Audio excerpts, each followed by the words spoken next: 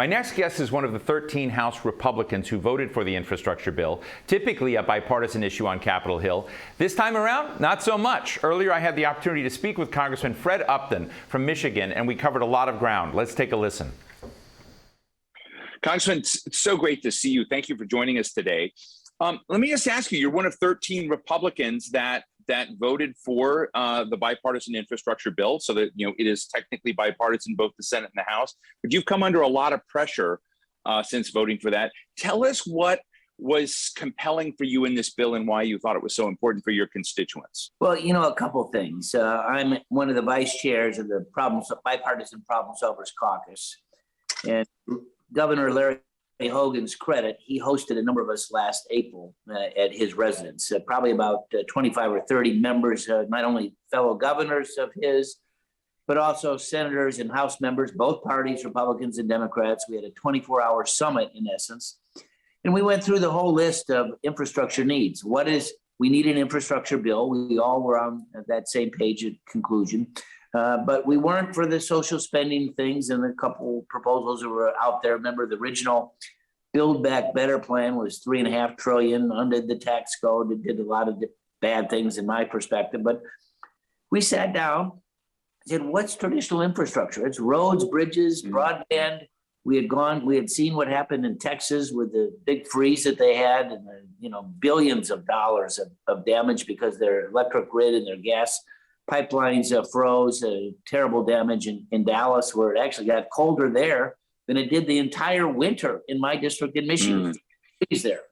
But anyway, to make a long story short, we decided on the infrastructure needs, figured out what it was going to cost. And we said, unlike the COVID packages that were supported by both Trump and Biden, we're going to pay for this. We're not going to just add for the deficit. And so we did. We came up with the pay-fors, and that was the exact blueprint that then went through the Senate. Rob Portman was one of the negotiators, Manchin, others. I mean, there's a good laundry list of Republicans and Democrats that worked hard on this thing. They passed it in August, 69-30. I mean, we may talk about this, but one of the most threatening calls that I got was from somebody from South Carolina, and my immediate response was, Lindsey Graham voted for this. I mean, there wasn't a to President Trump than Lindsey Graham. He voted for it when it passed 69-30.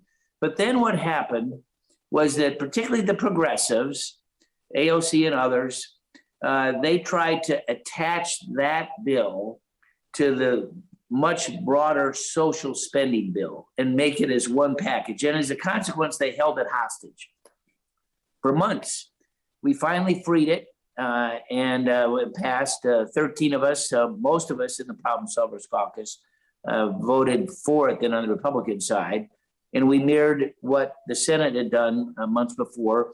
And had we had the vote in August, I think we would have had 40 to 60 Republicans vote for it instead of just the 13. Well, thank you for that journey into it. One of the things, Fred, I read your tweets. I think you know that. And in it, you kind of go down what Michigan and those citizens there, your constituents can expect. And one of the areas we're talking a little bit about today is, infrastructure broadly, but also with particular, attention to communications. And I have to say, I sometimes look at myself and we're the United States of America and we don't have everybody connected. And I'm just wondering, these communities that have been, left off the internet grid, both rural communities, but also in urban settings. And you noted in your tweet that Michigan gets about $100 million for that internet connectivity. And I'm just wondering how much of the needle you think that's going to push. Do you think this is going to finally solve this issue of so many Americans not being able to enjoy and benefit? It's not really enjoy, really live with the benefit of digital connection. Well, I sure hope so. I'm in my Washington office as we do this. Even though I'm a Michigan fan, it's green and white. Like we lost a bet. But, I was in my office here, literally right next to me now, if I move the camera over, in March of 2020. I was meeting with a number of Michigan State students who were in Washington on their spring break. That's when they learned that they could not return to school. Michigan State was shutting, have to do it all virtual. And one young man who was from my home county said, oh man, he said, that's not going to help me. we don't have broadband in my town. What am I going to do? Go to McDonald's? And, so you look at, physicians' offices, health providers, businesses. If they don't have that access to broadband, they're cooked. It ain't going to happen. Broadband today is similar to what the interstate highway system was identified as a need with President Eisenhower back in the 50s. So this was an element that all of us agreed, all of us problem solvers, when we wrote this bill, broadband ought to be an initiative that's included in this bill, and that's why it's there. Let me ask you another question, Congressman. You and Diana DeGette, I'm sorry, Fred, well, we know each other. So Fred, you have been a real investor in science, in health, the Cures Act. And one of the real tension points I feel out there, and I see it a lot in Michigan, is this tension where a lot of people enjoy the benefits of science and innovation, but yet there's doubt both in science and also doubt in investing in it. And, I'm just wondering how you communicate to your constituents about, how important something like the Cures Act is, how important it is to be connected digitally, which is also a function, of science and advancement and innovation. I don't know if I'm making sense there, but it seems like we live in a world today where we've got so many technological revolutions underway, but if Galileo were alive, he'd still be found guilty. So I'm trying to kind of square that. Well, I'm neither one of us is a flat Earth guy, and climate change is real. Let me make that point, but let me now address your thing. So when I was chairman of Energy and Commerce Committee, I helped push through bipartisan legislation that passed 53-0 in committee called 21st Century Cures, a bill to expedite, speed up the approval of drugs and devices, and it was coupled with $45 billion more in health research.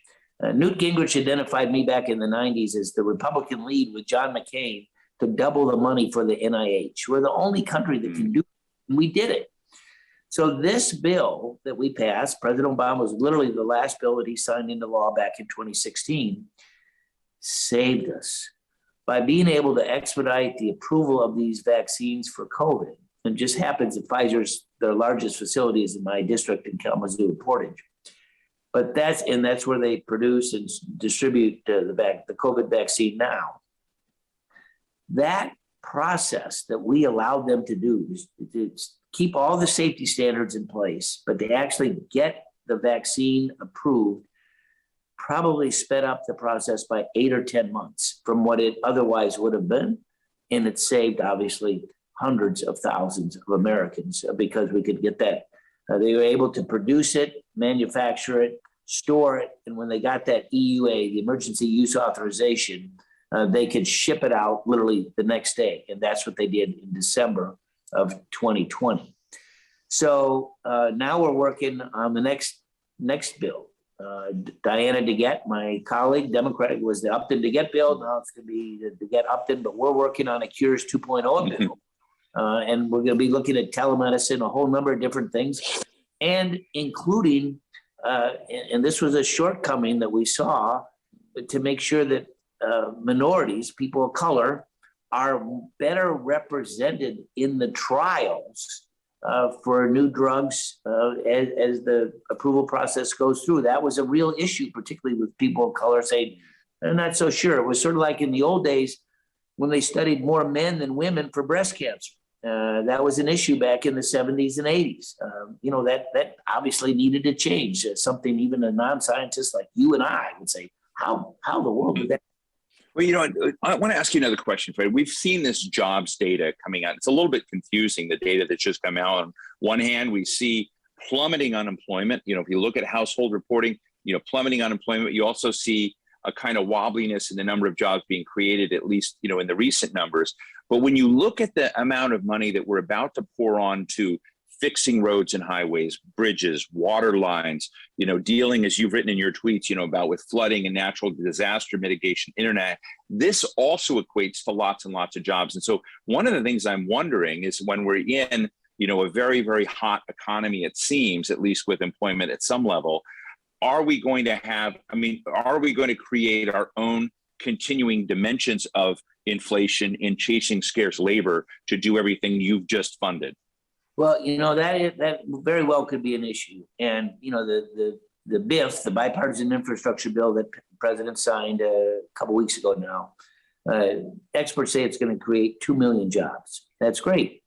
I just got to tell you, in my district, Southwest Michigan, there's probably not an employer that isn't looking for somebody.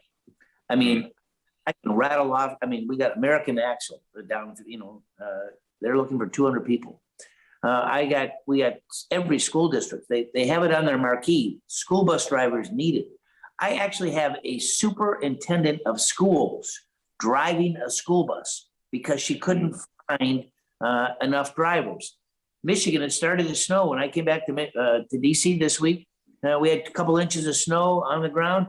We're hundreds of snowplow drivers short for MDOT, Michigan Department of Transportation. You can't go into a restaurant without seeing help wanted signs. In a little town that I represent, Coloma, about 5 miles where I live, there's yard signs out asking for truck washers, semi-truck washers, $18 an hour. It was right across from the McDonald's, who doesn't pay that much. I mean, we have a real need, folks, which is part of the supply chain issue, but it's across the board from truck drivers to, I talked to one of my sheriffs. We had this terrible shooting, of course, as we all know, earlier this week. And my sheriff in one of my counties says he's looking for 40 people. Well, I just want to say and express my condolences to you and Michigan and really the country for what unfolded yet again in a school, another case of, a gun shooting, gun violence in schools. I know you've been out there, and, Fred, you're part of the reasonable middle, on so much of this. And just real quickly, I mean, I know there's not a silver, I'm not even going to use the metaphor. There's not a quick, simple answer to this. But I have to tell you, as somebody that's been watching this as you have all around this, that tragedy after tragedy in schools, what should we do? What is missing that we need to put in place to mitigate and preempt the kind of horrible violence we saw in Michigan this past week? Well, it's we're not the only ones that have had this trauma, and for virtually all my days until COVID, I visited a school every week, all different levels, and going back to schools that I went all middle school, elementary school, high school, and things have changed a lot. And we also know that I'm a parent. We also know that no can learn in an unsafe environment. I served on the education committee in the 90s when we had the Columbine survivors come. It wasn't a dry eye in the place. We've had school violence in my district. Thank God we stopped something from happening in one of my little towns called Paw Paw. In a massive, it would have been like Park. Right. The law enforcement folks were right on top of it. And we're lucky we have Mike Bouchard, the sheriff in Oakland County. I watched him again this morning on CNN. He's done a couple of the press interviews, and thank goodness. We all know him because he was a statewide candidate for office. So all of us in the Michigan delegation know who he is. Very grateful for him. But we got to, mental health, it's one of the issues. Michigan has instituted, this was a failure here. There's a system that they warn parents and kids if you hear something, and there's an automatic phone line that links to the Michigan State Police with any of these tips. Right. Even though now this week, Debbie Dingle, my good friend, shared with me, and Slotkin as well, my good friend who represents that school district, they shared with me the actual social media postings that this young man had.